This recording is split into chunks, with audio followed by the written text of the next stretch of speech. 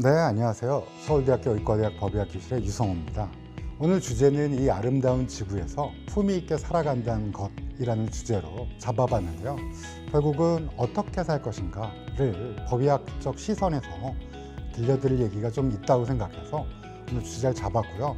아무래도 제가 지금 25년이 넘는 기간 동안 돌아가신 분들 3,000명 이상을 만나뵙고 또 그분들의 가족을 만나고 또 법원, 검찰, 경찰, 수많은 직군에서 의뢰되는 많은 돌아가신 분들을 자문을 하다 보니까 조금은 인사이트라고 할까요? 조금 말씀드릴 게 있다고 생각해서 정말 이 아름다운 지구에서 잠시 살다 가는 건데 자신을 좀 더 소중히 여기며 살아갈 수 있는 방법이 있지 않을까 싶어서 주제를 그렇게 정해봤습니다.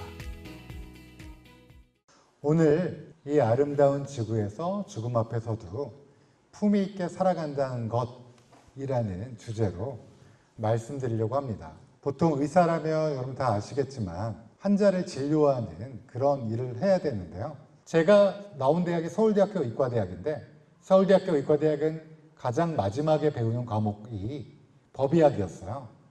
근데 이제 법의학을 막 듣다 보니까 너무 재밌는 거예요. 왜냐하면 이때까지는 살아있는 사람을 뭐 구조가 어떻게 돼 있고 해부가 어떻게 돼 있고 그 다음에 어디가 아프면 무슨 병이고 예방은 어떻게 하고 치료는 어떻게 한다라는 걸 배웠는데 돌아가신 분에 대해서 배우게 되고 인권, 정의 이런 것들을 배우게 되니까 굉장히 신기하고 재밌게 생각했어요. 법의학 교수님이 지난 10년간 제자가 한 명도 없다 그러시는 거예요. 그때는 제가 25살인가 4살인가 그랬어요. 그러니까 아니 이렇게 중요한 건데 왜 아무도 안 하지? 하면서 이제 교수님을 찾아뵙고 여쭤봐야겠다 그러는데 이분한테 찾아가서 한 달에 얼마 버세요? 이렇게 여쭤볼 수는 없잖아요. 선생님, 법의학이 전망이 어떻습니까? 제가 하고 싶은 마음이 있습니다. 이렇게 여쭤봤더니 교수님이 지금이 최악이다. 너는 떠오를 일만 남았다. 라고 말씀하시는 거예요. 그래서 좋아지나 보다 하고 선택했던 게 벌써 한 28년 전입니다. 그러면 28년 동안 뭘 했냐? 근데 제가 커리어에서 가장 많은 일을 한 거는 검시라는 일을 했어요. 여기 보시면 검시가 시신을 검사하는 일인데요. 근데 시신을 검사하는 사람은 원래 우리나라의 형사소송법상 검사님이에요. 검사님은 의학에 대해서 잘 모르잖아요. 신체에 대해서. 그러니까 의료법에는 의사, 치과의사, 한의사가 할 수 있게 법이 돼 있어요. 특히 검안이라는 걸 하는데요. 눈으로 보고 이분이 왜 돌아가셨는지 사망 원인, 그리고 사망의 종류. 사망의 종류는 사망 원인에 따라 병사냐, 외적 원인에 의한 사망이냐. 외적 원인이라면 자살, 타살, 사고사가 있겠죠.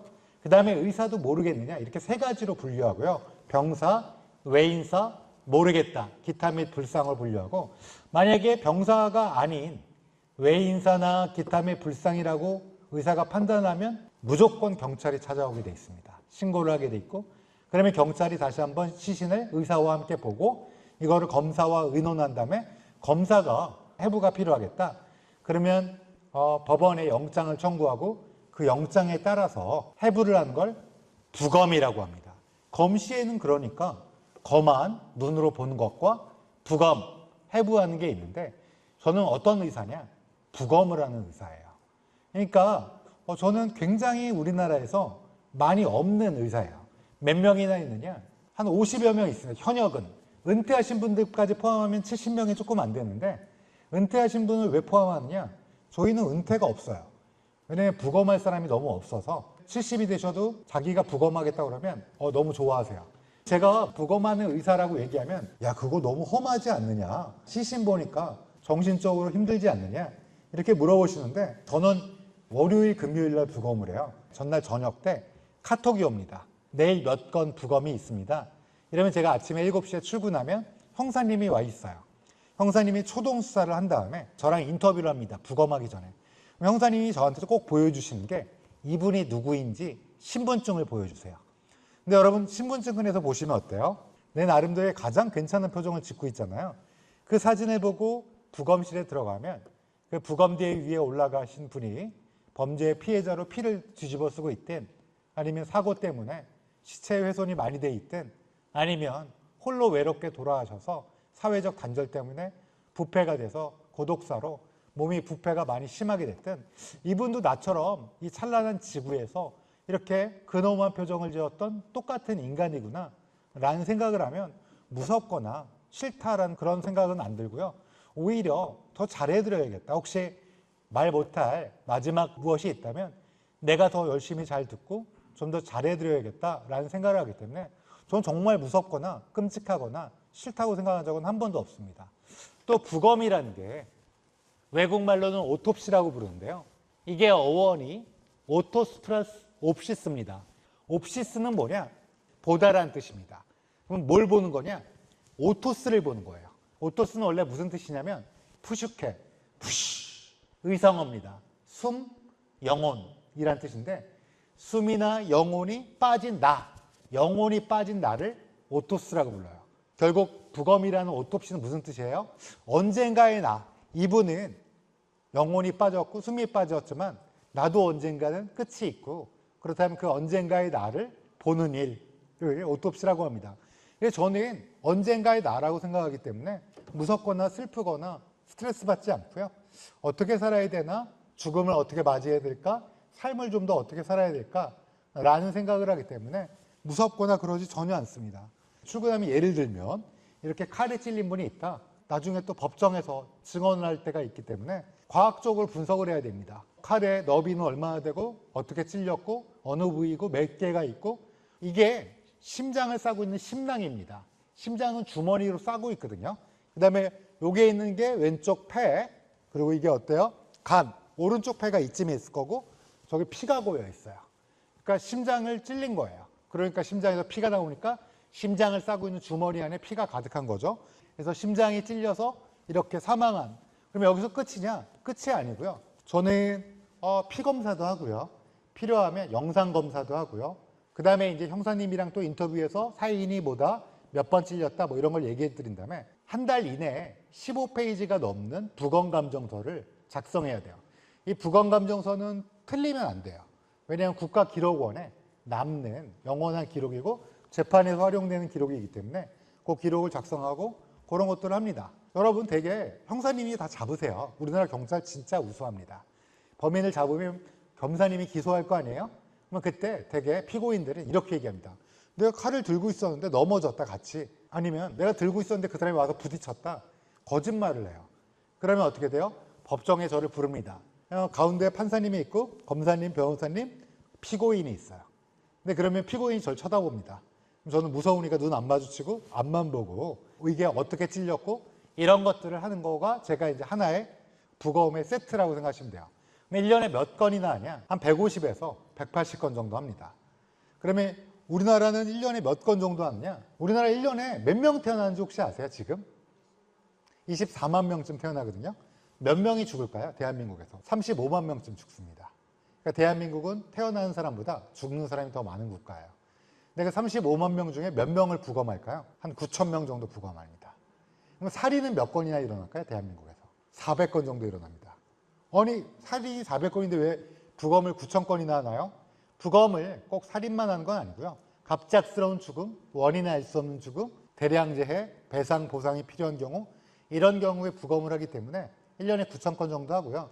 현역이 50명이 좀 넘는데 한 1년에 몇 건이나 부검해야 될까요? 한 180건 정도 부검해야 되겠죠. 그러니까 이제 우리 진짜 많이 하는 거고 왜냐면 이게 일이 많아요. 그러면 왜 이렇게 적냐? 왜 적을까요? 여러분 생각하는 그것 때문에 그럽니다.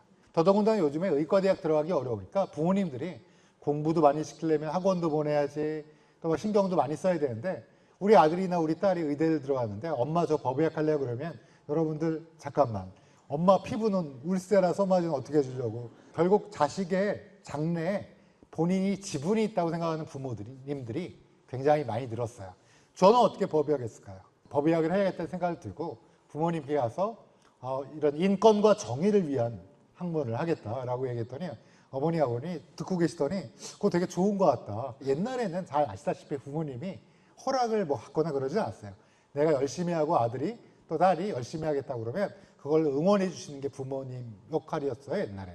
제가 10년 만에 제자잖아요. 그럼 저 뒤에는 몇 년 만에 들어왔을까요? 20 몇 년 만에 들어왔는데 네. 서울대학교 의과대학을 졸업한 친구가 법의학을 하겠다고 했을 때 제가 뭐라고 했을까요? 지금이 최악이다. 더 이상 나빠질 수가 없다. 너는 이제 앞으로 꽃길만 걸을 거다. 라고 약간의 그 거짓말 아닌 거짓말을 하게 됐습니다. 결론적으로 저희는 뭐 이런 법의학 일을 하는데 이것만 한 건 아니고요. 또 뭐 자문을 많이 받습니다. 저 혹시 그것이 알고 싶다 같은 데서 본 적 있으세요? 스모킹건이라고 혹시 아세요? 화요일 날 저녁 때 하는 거? 많은 시청 부탁드립니다. 방송에서 저한테 자문이 와서 기억에 많이 남는 사건은 윤일병 사건이라는 사건이 있었습니다. KBS의 윤진 기자님이 어느 날 첩보를 얻게 된 거예요. 우연치 않게 아주. 어떤 아이가 군대에서 사실은 맞아 죽었는데 빵 먹다 뒤통수 맞아서 캑캑거리다 죽은 걸로 그렇게 오인됐다라는 그 정보를 얻고 특종이라고 생각해갖고 막 조사한 다음에 어느 날 오후 3시에 지금 300페이지가 넘는 문서를 보낼 테니까 이메일로 지금 여의도 KBS에서 대학로 서울대학교까지 1시간쯤 걸리니까 1시간 만에 빨리 정답을 가르쳐달라라는 약간 그런 뉘앙스로 보냈어요. 그래서 제가 안 된다고 하려고 했는데 끊어버렸어요. 이게 실제로는 부검을 통해서 또 여러 가지 경황, 병원 마지막에 진료 기록을 보면 비장도 파열됐고 온몸에 구타의 흔적 때문에 맞아서 돌아가셨고 제가 그걸 자랑스럽게 뭐 생각하는 건 요즘 아이를 많이 낳지도 않고 또 우리 귀한 아이들을 군대에 보내면 나라의 국방의 의무를 최선을 다해서 오기를 바라는데 그런 어처구니 없는 그런 말도 안 되는 범죄에 희생이 되면 안 되잖아요. 조금이나마 병역 문화 개선에 도움이 됐다라는 생각 때문에 제가 이제 조금 자랑스럽게 생각하는 사건이고요. 근데 저한테 대부분 자문 오는 건 방송국이 아니고요. 대부분 법원, 검찰, 경찰, 그 다음에 저희가 금감원의 자문위원회예요. 금융감독원. 금감원에서 하는 일이 보험 분쟁도 많이 합니다. 생명보험이 들어가 있는 분이 어떤 특정 질병으로 돌아가시거나 특정 손상으로 돌아가시면 보험금을 지급해야 되는데 그게 맞냐 뭐 이런 것 때문에 많은 쟁점이 있고 그래서 그런 것도 제가 많이 의견서를 내고 있고요. 근데 결론적으로는 뭐 그런 일을 하는데 이 사건도 기억에 많이 남는데요. 여자들만 다니는 무용학원. 거기서 어떤 고3짜리 여자애가 화장실에서 쓰러져서 의식이 없는 거예요. 그래서 그 여학생을 발견해갖고 재빨리 병원으로 119가 이송했는데 이미 사망했어요. 근데 그때 거기 의사 선생님이 CT를 찍더니 죽은 애를 갑자기 부검해야 된다고 주장한 거예요. 부검했습니다. 부검의 사망 원인이 미상이었어요. 모르겠다. 근데 이 여학생이 또 할머니랑 둘이 사는 가난한 집 여학생이라 그냥 화장하고 끝났어요. 근데 한 5년쯤 지나서 갑자기 검찰청이랑 경찰에 투서가 들어온 거예요. 이 아이가 사실은 물고문 당하다가 죽었다는 거예요. 그리고 부검도 했잖아요. 그러니까 뭐 좀 무시할 뻔도 한데 형사팀장님이랑 검사님이 저기 서울에 있는 유성호라는 법의학자한테 한번 물어나 봐라 이렇게 된 거예요. 여기 여러분 동그라미 친 거 보이실지 모르겠는데 여기가 원래 기도예요. 근데 기도에는 원래 공기가 차 있어야 되는데 공기는 원래 까만색이거든요. CT로. 근데 물이 차 있고 여기 폐에도 약간씩 물이 차 있고 바닥에는 완전 물이 뿌옇게 깔려 있는 거예요. 그리고 여기 사진 잘 보시면 코와 입에는 물이 끊임없이 나오고 있고 부검 사진을 봤더니 전형적인 익사인 거예요. 그래서 익사다 더더군다나 갈비뼈에 골절, 여러 개의 다발성 골절, 치유가 되고 오래전부터 학대를 당했다는 근거가 된 거예요. 그래서 이렇게 얘기를 하고 의견서를 썼는데 이 아이가 불우한 환경이라고 그랬잖아요.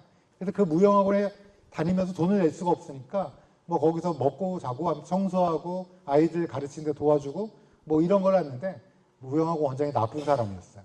때리고 개똥도 먹이고 진짜 물고문하다 죽은 거예요. 그래서 어떻게 됐냐? 검찰이 기소했습니다. 분노한 검사님이 기소를 했고 징역 8년을 선고했습니다. 그래서 이 재판이 끝난 다음에 검사님이랑 형사님이 저한테 문자로 이 아이의 그래도 원통함이 좀 풀리지 않았을까. 그래서 이때도 제가 이 일을 하기를 잘했다라는 생각을 했던 기억이 납니다. 저뿐만 아니라 여러분 다 기억하실 거예요. 제 선배님들도 어떤 일이 있었냐. 1987년도에 박종철이라는 대학생이 어느 날 선배형이 학생운동 때문에 수배자가 됐는데 이제 이 박종철이 한 일은 선배형이니까 목도리를 씌워주고 돈 10,000원 그렇게 형한테 줄 수 있잖아. 좀 뭐 선배형인데 도망다니고 안 됐으니까. 근데 경찰에서 선배형 어디 갔어? 참고인 조사를 해서 갔는데 그만 죽었어요. 그래서 경찰에서 뭐라고 그랬냐? 탁 치니까 하고 죽었다는 거야. 근데 이때 문제가 경찰도 난감한 거예요. 참고인이었어요. 이 사람이 무슨 수배자도 아니고 그냥 잠깐만 그 손배영 어디 갔지 하고 불러온 건데 죽은 거예요. 이걸 무마하려면. 이게 제일 좋은 거는 이런 겁니다. 사망 진단서에 사망 원인을 심장마비라고 쓰고 병사로 체크한 다음에 아버님이 부산시 공무원이셨거든요. 가서 당신 아들 심장이 약했다고 저기 의사가 그러더구만 빨리 화장합시다. 이렇게 하면 경찰이 제일 좋을 거 아니에요. 옛날에 용산에 중앙대학교 병원 있었던 거 기억나시는 분 계실 거예요. 그래서 경찰들이 우르르 용산에 있는 중앙대학교 병원에 갑니다. 그래서 누굴 찾았냐? 제일 나이 어린 교수, 32살짜리 내과 교수, 제 23년 서울의대 선배님이 마침 중앙대 의대에 막 발령을 받은 거예요. 그래서 어떻게 되냐? 갑시다. 현장으로. 가서 딱 현장을 보니까 죽은 대학생의 머리가 젖어 있고 바닥이 뭔가 물기가 있다는 거야. 병원에 가서 쓰겠다 하고 중앙대학교 병원에 돌아와서 사망 원인 미상, 사망의 종류 기타 및 불상 모르겠다 이렇게 쓴 거예요. 그러면 원래 누가 출동해야 돼요? 경찰. 근데 누가 그랬어요 이걸? 경찰. 그러면 유일하게 견제할 수 있는 게 누구예요? 검찰. 검찰에 최원 검사님이라고 있는데 그 검사가 그거 그냥 넘어갈 수 없다. 부검하자. 땅 하고 부검 영장을 청구했어요. 법원에서 부검 영장이 나왔습니다. 다시 경찰한테 공이 돌아왔고 경찰에 부검을 어디서 하느냐가 문제였어요. 일부 시민단체는 서울대에서 하자고 그랬어요. 근데 경찰의 선택은 국과수였습니다. 국과수의 당시 법의학과장은 황석준 박사였고 이분의 선택은 아까 제 스승님 머리 없는 분이랑 머리 하얀 분 기억나시죠? 그 두 분이랑 같이 식사하면서 같이 죽자 하면서 모든 자료를 공유한 거예요. 그 다음에 부검감정서에 뭐라고 했냐? 경부압박 제식사. 물 고문하다가 욕조 턱에 목이 됐는데 여기가 다 까졌어요. 여기 피멍 들고. 그리고 물도 많이 먹었어요. 폐에서 플랑크톤이 나올 정도였으니까. 근데 목이 압박되면서 사망한 겁니다.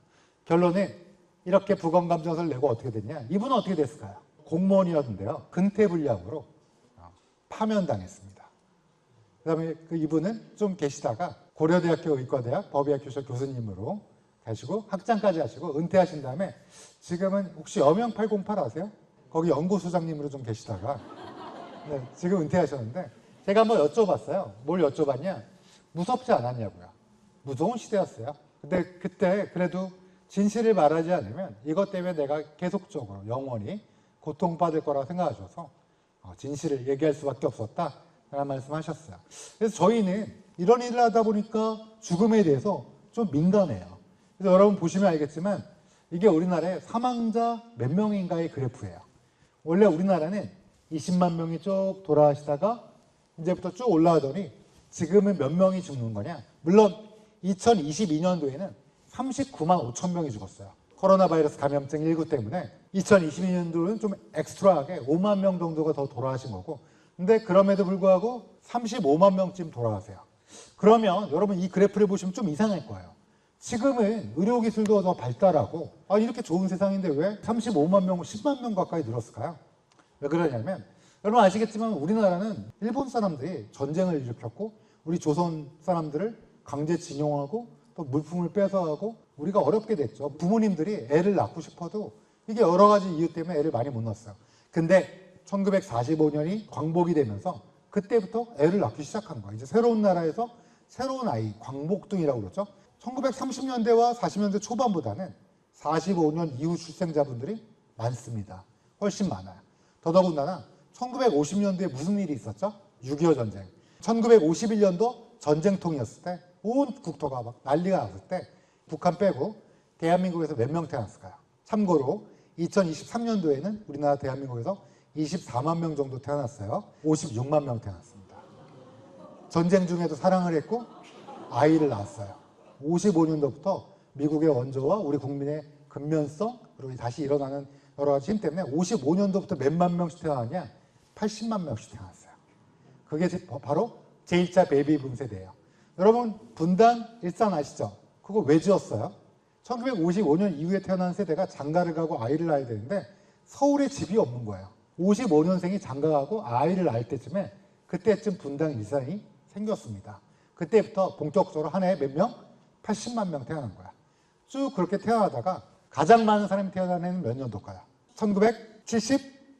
1971년 맞습니다. 1971년 네, 돼지띠입니다. 그래서 55부터 73, 83까지. 왜 83이냐? 83년생은 마지막 국민학교를 졸업한 사람입니다.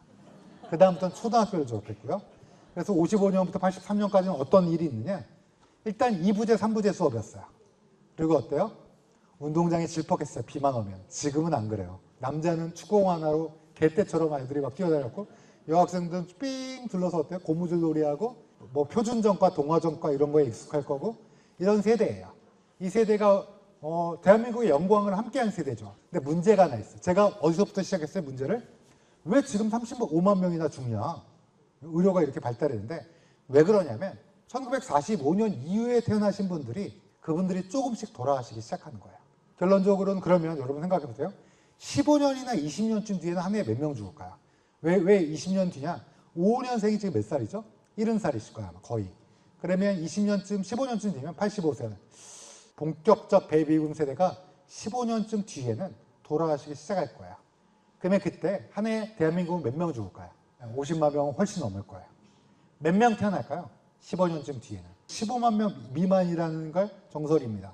그럼 대한민국은 60만 명 가까이 사망하고 15만 명이 태어나는. 그러니까 진짜 본격적인 문제는 의료 문제예요. 지금 35만 명이 죽는 시대에 의료 어떠세요? 가까운 의원 넘쳐나고 그리고 큰 부담이 없고. 왜 그럴까요? 대한민국 의료가 좋다는데 왜 좋을까요? 왜냐하면 지금 돈 내고 있는 사람들이 가장 많은 시대, 많은 사람이 태어난 시대의 사람들이 일을 하고 있고 돈을 내고 있고 지금 그 혜택을 보고 있는 분들 본격적으로 40년대생, 30년대생, 1940년대 초반생만 하더라도 30만 명대가 태어났어요. 근데 1970년대생, 80년대생들은 80만에서 100만이 태어났어요. 그러니까 2배의 인구가 매칭을 했을 때 그 반의 인구에 의료비를 대주고 있기 때문에 지금은 의료가 너무 좋은 거예요.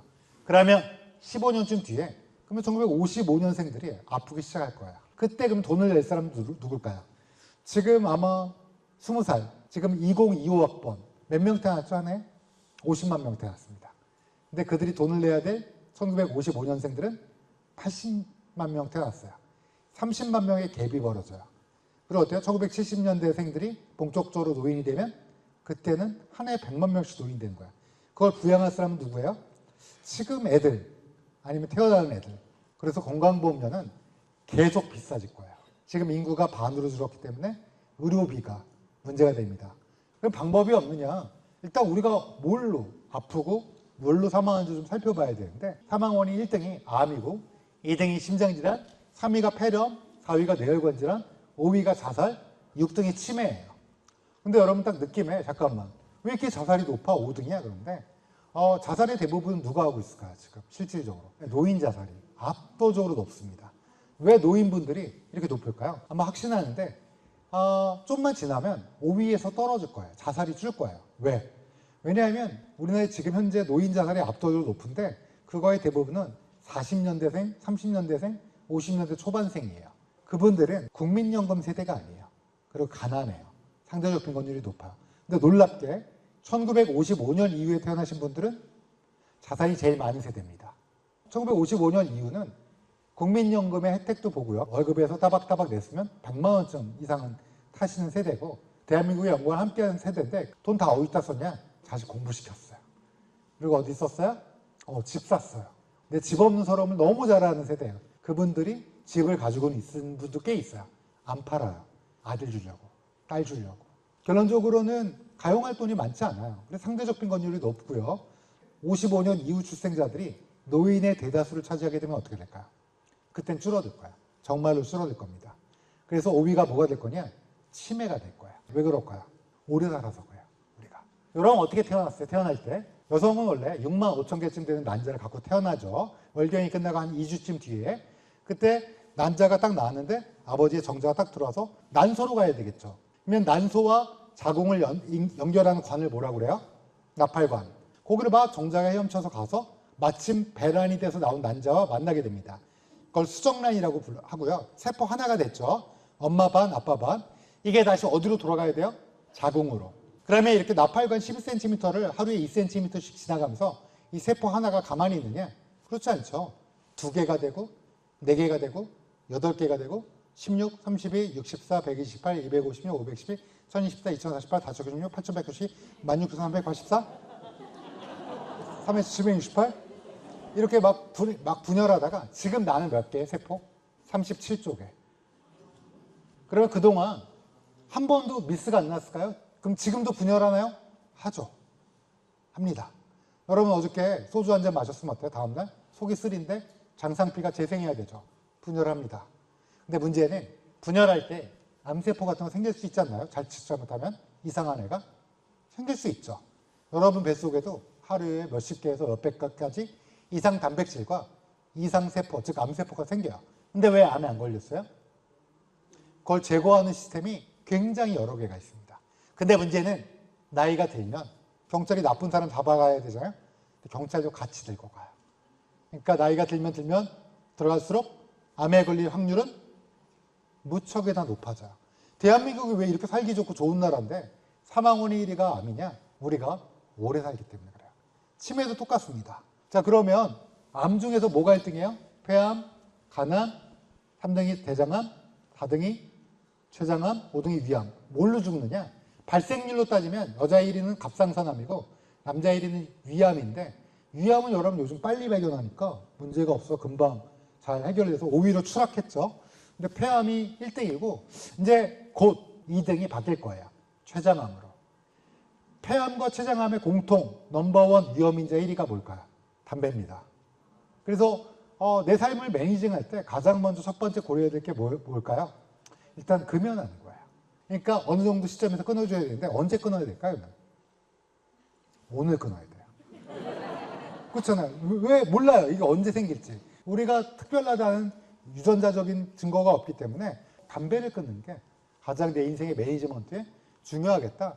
그러면 우리 오래 살 거냐? 제가 100세 시대는 불가능하다고 그랬는데 아까 70개띠 혹시 계세요? 남자분? 70개띠 남자분은 원래 58.7세가 기대 수명이에요. 태어났을 때.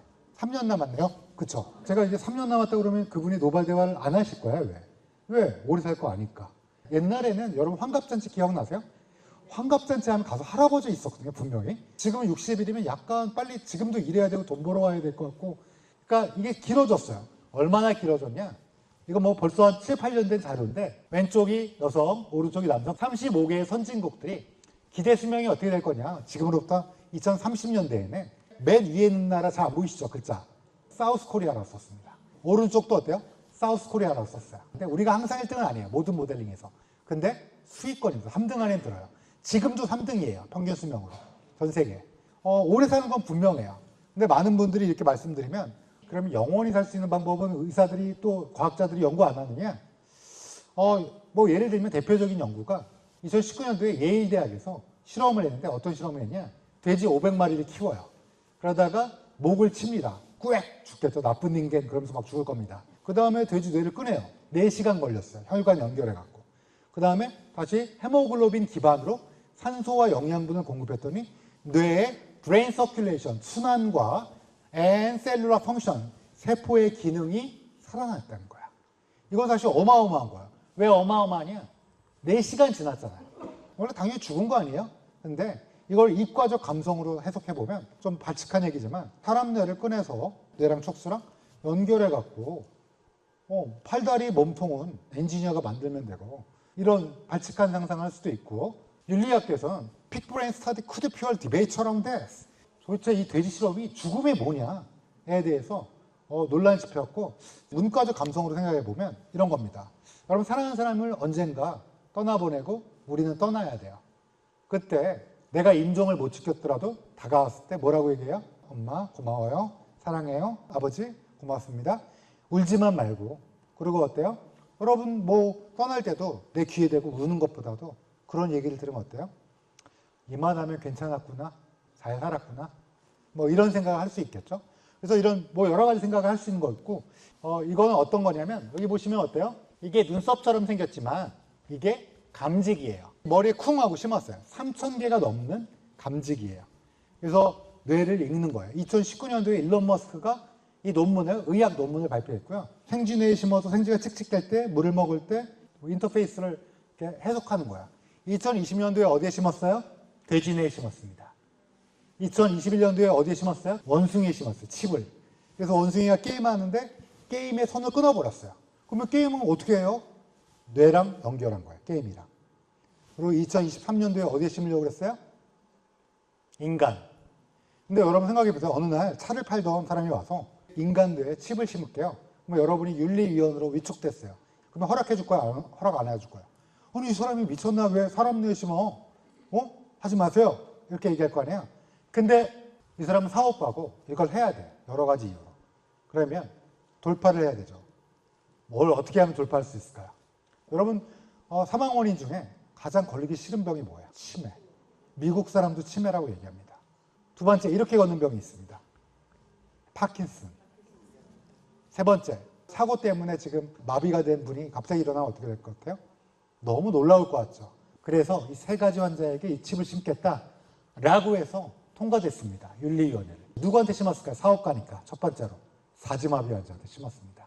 올해 6월에 발표했어요. 중간 결과를. 올해 말에도 또 결과를 발표합니다. 그리고 앞으로 어디에 심을 거냐? 해마. 해마는 뭐 하는데요? 기업과 관련된 거고 여기에 칩을 심으면 어떻게 될까요? 그러면 이걸 그대로 옮기면 어떻게 될까요? 실시간으로. 클라우드 시스템이라고 아시죠?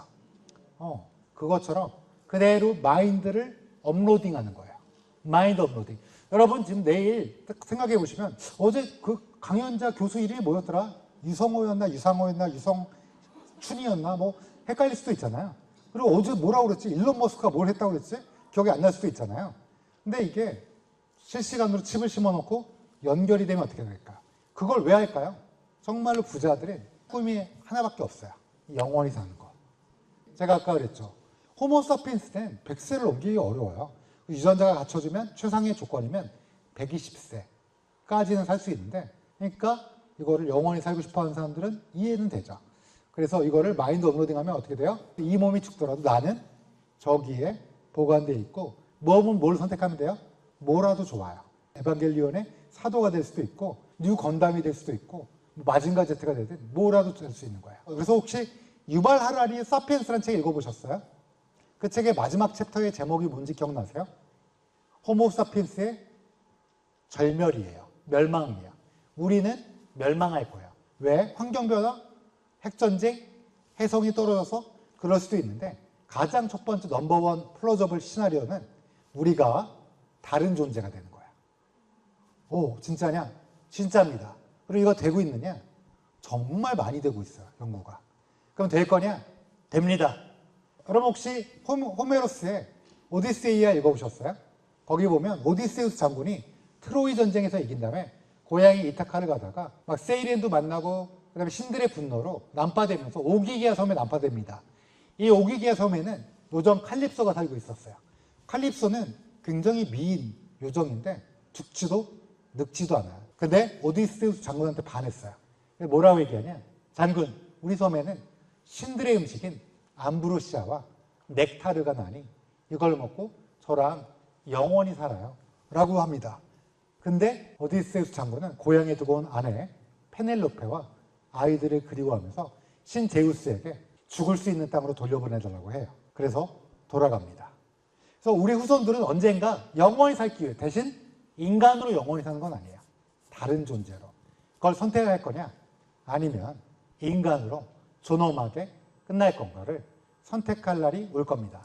다만 여러분 아시다시피 그런 날은 우리한테 기회는 없어요. 우리는 죽을 거예요. 어떻게? 인간으로. 우리나라 사망원의 1위가 뭐죠? 암입니다. 암은 어떻게 죽어요? 쭉 기능을 유지하다가 2, 3개월 만에 기능이 훅 떨어집니다. 약이 좋아요, 요즘엔. 그래서 말기암 환자분들도 꽤 오랫동안 건강하게 살 수 있습니다. 꽤 오랫동안. 다만 끝이 있어요. 더 이상 약이 안 드는 시기가 있어요. 그때 2, 3개월 만에 몸이 붓고 혼자서 걷기, 혼자서 밥 먹기, 혼자서 옷 입기, 남한테 보여주기 싫은 거, 혼자서 용변 처리하기. 이런 것들을 혼자서 못하게 되는 시기가 짧게 나타납니다. 그래서 우리는 사랑하는 사람을 암으로 떠나보내면 비탄에 빠지게 돼요. 왜? 불과 몇 개월 전만 하더라도 얘기를 하고 서로 잘 지내다가 갑작스럽게 그가 못 일어나고 이러다가 사망하게 되기 때문에 비탄에 빠지고 혹자들은 물어보세요. 이게 잊혀지거나 극복할 수 있는 방법이 있느냐 그런데 좀 절망적인 얘기인데 잊혀지지 않습니다.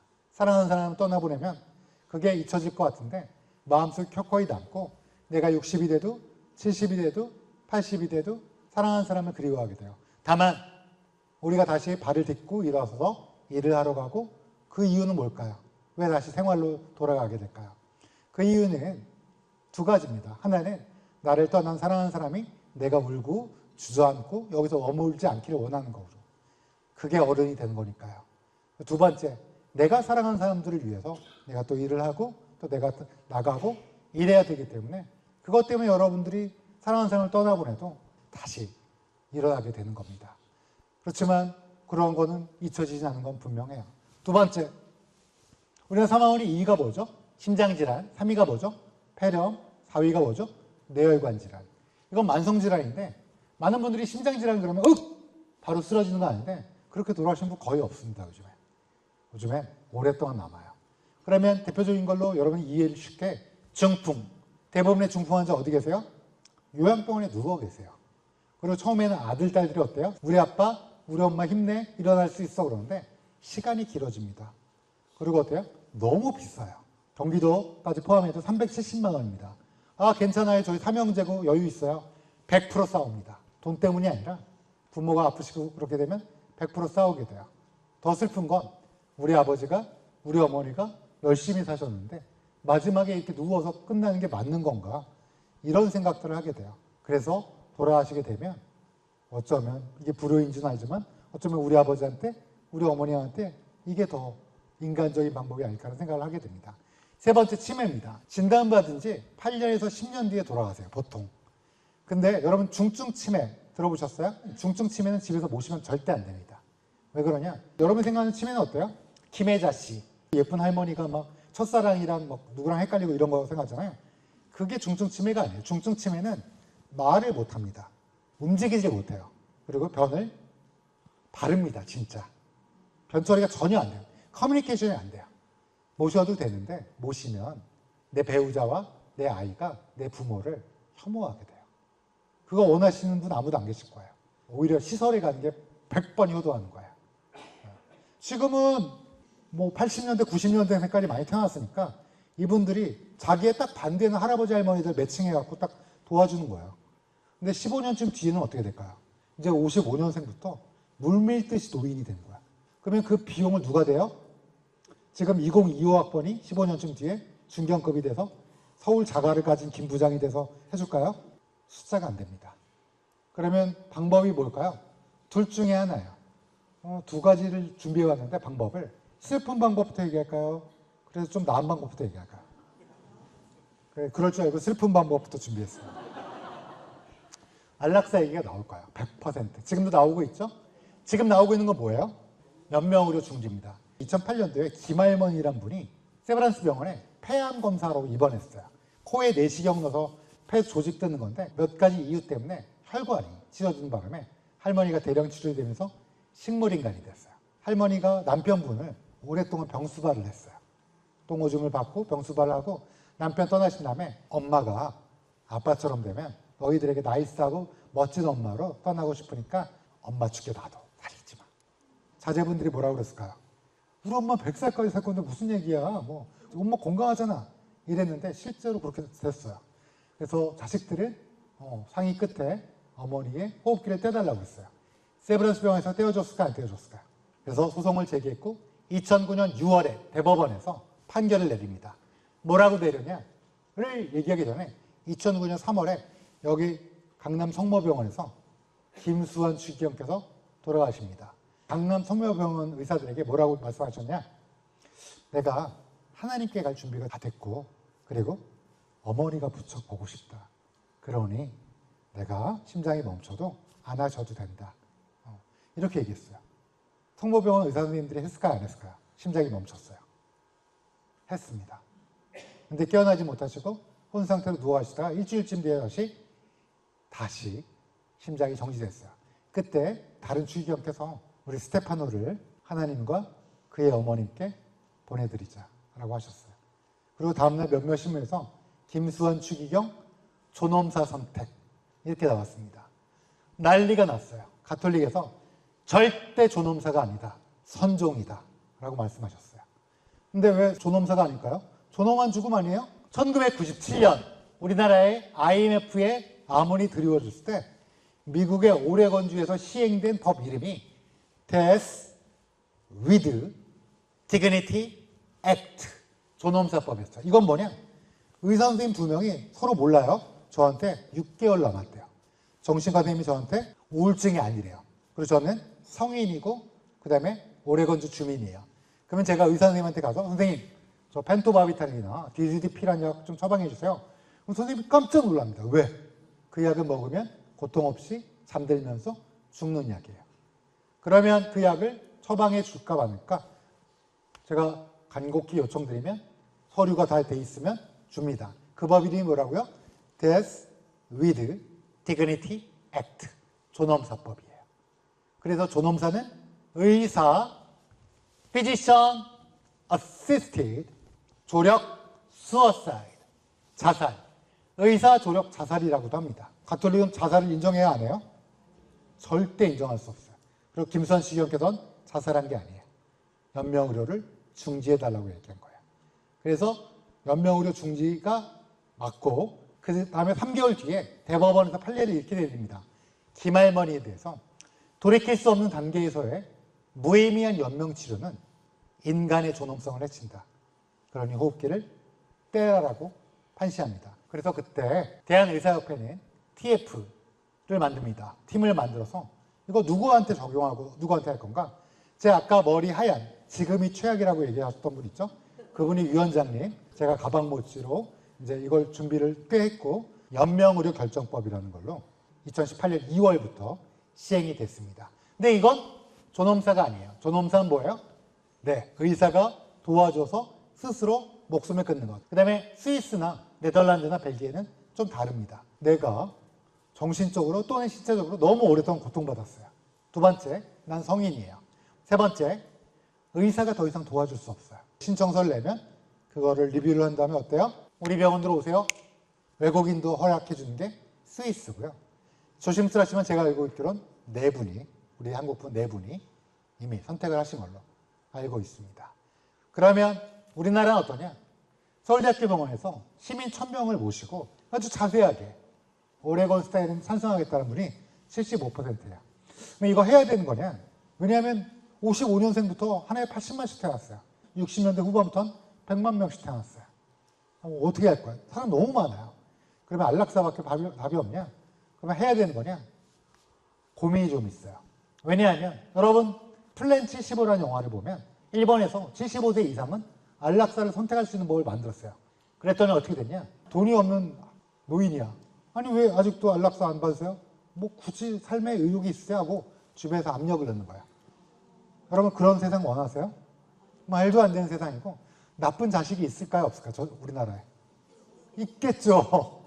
그리고 생명경시라든지 그래서 잘 모르겠어요. 이게 돼야 되나?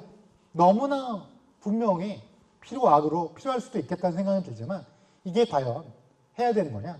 그리고 아까 김할머니 판결이 2009년에 나왔는데 법은 언제 시행됐다고요? 2018년. 그러면 꽤 오랫동안 논의를 하고 그럼에도 불구하고 지금 불만이 너무 많아요. 의사들이. 다른 방법은 없나요? 다른 방법이 있습니다. 여기서 죽으시면 안 돼요. 여기서부터 죽으시면 안 돼요. 일단 여러분 엔딩 드림 몇 살이 좋을까요? 남성분들 한 95세 어떠세요? 94세로 할게요.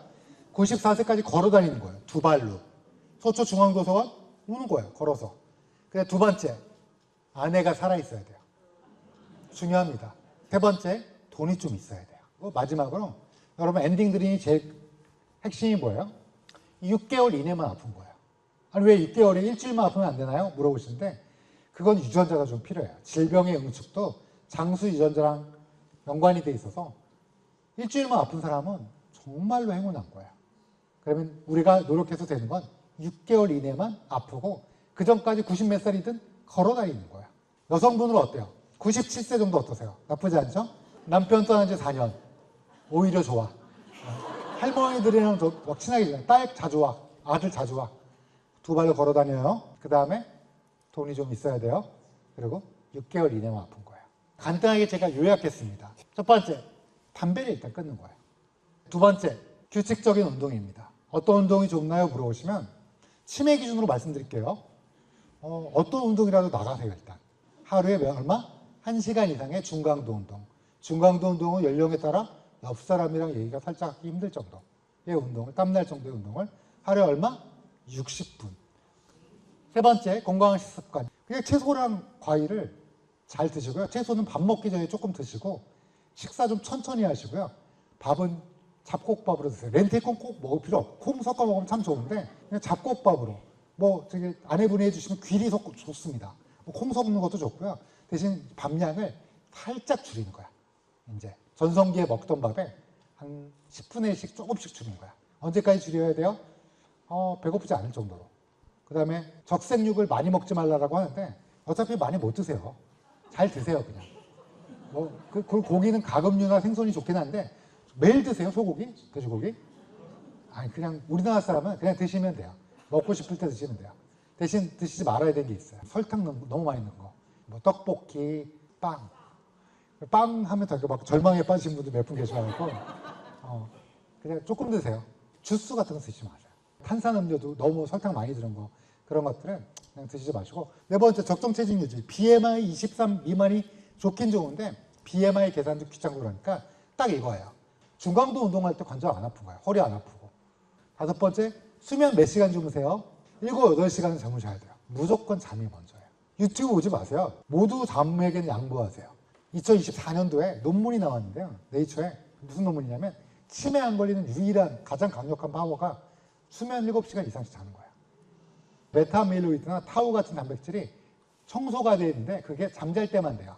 쉽게 말씀드리면 청소를 해야 되는데 5시간 반 자면 청소 시간 1시간 반 줄어드는 거예요. 최소한 8시간 가까이 주무셔야 돼요. 그 다음에 명상, 기도, 참선, 뭐라도 좋습니다. 여자가 왜 오래 사느냐? 에스트로겐, 여성 호르몬 효과도 있는데요. 일단 밝게 주변과 잘 지내는 효과도 있고요. 또 더 중요한 게 여자분들이 종교 활동도 많이 하세요. 근데 그게 굉장히 좋습니다. 또 꼭 종교 활동 하라는 말씀은 아니고요. 내 자신을 비울 수 있는 방법. 예를 들면 산책이나 어떤 운동을 하면서 나 자신을 비우는 경험 있으셨을 거예요. 산에 올라간다든지 낚시를 한다든지 이러면서 내 자신을 온전히 비우는 경험이 있으실 거예요. 그걸 가끔 하세요. 그게 중요합니다. 옛날에 그 의학의 화두가 사이코피니아, 근감소증이거든요. 그걸로 연구비 많이 타요. 요즘은 메디테이션입니다. 스트레스 감소하는 효과가 어마어마해요. 그러면 잘 아시다시피 비만, 흡연 똑같은 게 사회적 고립이에요. 사회적 고립이 어마어마하게 무서운 거예요. 주변과의 교류를 통해서 건강한 생활을 하시고 잠 충분히 주무시고 가끔 나를 비우는 시간을 갖는 거, 그게 진심으로 중요한 거라는 게 잘 알려져 있고요. 마지막, 의사 자주 만나세요. 우리나라 의학의 가장 전성기는 언제예요? 지금이에요. 내일 또 나빠지고 대통령 바뀔 때마다 나빠질 거예요. 그거 누가 해도 똑같아요. 진심입니다. 여러분, 이 구조가 유지될 수 없는 사기 구조예요, 지금. 그래서 잘 이용하셔야 돼요, 지금부터라도. 제가 마지막으로 드릴 말씀은 2003년 2월 위암 말기 통보를 받았대요. 이분이 첫 번째로 한 거는 약속한 거 있는데 안 지킨 거 없나. 그래서 약속한 동시집을 원고를 완성합니다. 김할머니가 2009년 판결이 났죠. 2003년이니까 그 전인데도 자식들 모아갖고 이렇게 얘기했습니다. 혼수 상태가 되거든 이틀을 넘기지 말고 엄마랑 동생 손잡고 호흡기 떼라. 연장하지 마.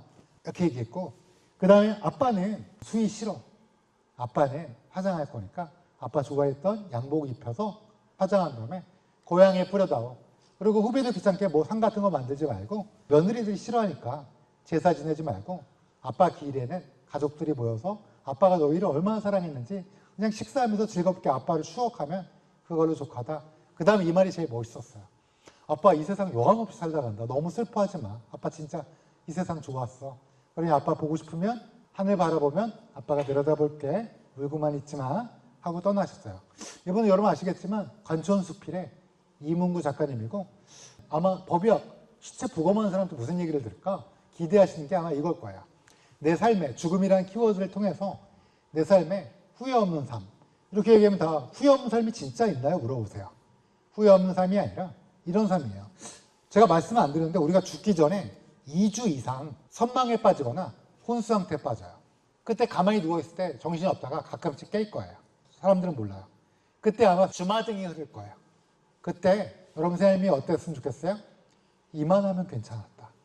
내가 비록 높은 사람이 안 돼도 사랑하고 사랑받고 열심히 살았고 좋은 사람 만나서 괜찮은 삶이었다. 이만하면 괜찮았다. 이게 후회하는 삶이에요. 이런 분들 되게 많으세요. 내가 어떤 사람으로 남을 건가? 좋은 아빠, 좋은 엄마, 괜찮았던 딸, 착한 아들, 좋은 이웃, 직장에서 괜찮았던 선배, 믿음직한 후배, 뭐 이런 여러 가지 것들이 있으실 거예요. 예를 들어 좋은 아빠가 되고 싶으면 어떻게 해야 돼요? 죽기 전에 갑자기 깨어나서 아들아, 내가 널 사랑했단다. 그때 때렸던 건 미안해. 그렇게 얘기할 기회도 없고요. 다 선망에 빠져서. 그리고 그렇게 한들 아이가, 딸이, 아들이 좋아할 가능성도 없고요. 어떻게 해야 돼요? 오늘 사랑하는 사람, 아들을, 딸을, 아내를, 남편을 꼭 따뜻한 눈으로 넘어졌을 때, 힘들 때 손을 잡아주고. 되게 제일 좋은 말 해야 되는 게 누구예요? 가족인데 가장 험한 말을 하는 사람도 가족이에요. 이제 이런 것들이 우리가 서로 사랑하는 것들을 남기는 지금 해야 되는 거고요. 세 번째, 뭘 남길 건가? 모든 세상 사람들이 돈 얘기를 해요. 필요한데 근데 돈 이외에 우리 어렸을 때 분명히 선생님과 부모님이 돈보다 소중한 게 있다고 말씀해 주셨는데 내가 남길 게 돈인가? 내가 사랑하는 사람에게 뭘 남기고 싶은 건가? 아마 각자가 생각하고 계신 게 있을 거예요. 나의 어떤 마음을 전할까? 나의 어떤 마음, 생각을 전할까? 이런 것들이 있을 거예요.